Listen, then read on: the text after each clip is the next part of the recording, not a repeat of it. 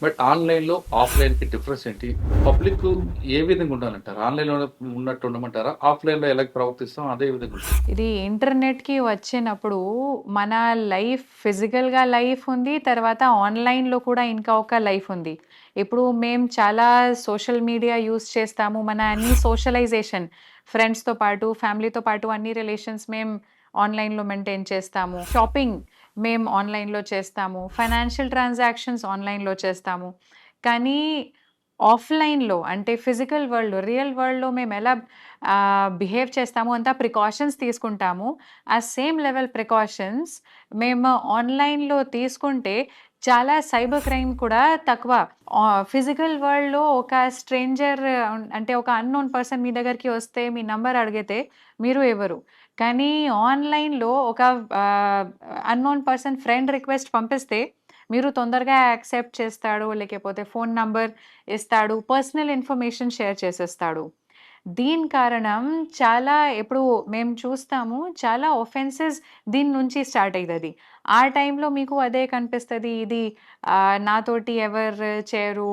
ఇది వేరే వాళ్ళతోటి ఇలాగా జరుగుతా ఉంది. కానీ ఇది ఆన్‌లైన్‌లో మీరు సరిగ్గా ప్రికాషన్స్ తీసుకోపోతే చాలా ప్రాబ్లమ్స్ రావడానికి పాసిబిలిటీ ఉంది. ట్రాన్సాక్షన్స్ కూడా మేము ఈరోజు చాలా షాపింగ్ మీరు యూజ్ చేస్తాడు.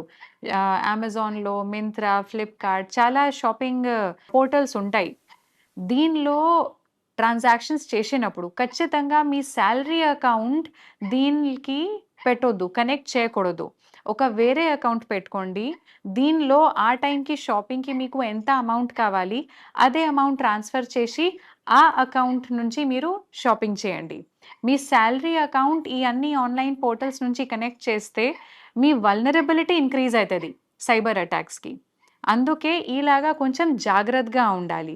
ఆఫ్‌లైన్‌లో ఫిజికల్ వరల్డ్‌లో మీరు ఎలా బిహేవ్ చేసేస్తాడు, ఒక కిరాణా షాప్‌కి పోయినప్పుడు మీరు 500 ఇచ్చినప్పుడు కూడా చాలా కరెన్సీ నోట్స్ కౌంట్ చేసి మీరు ఇస్తాడు.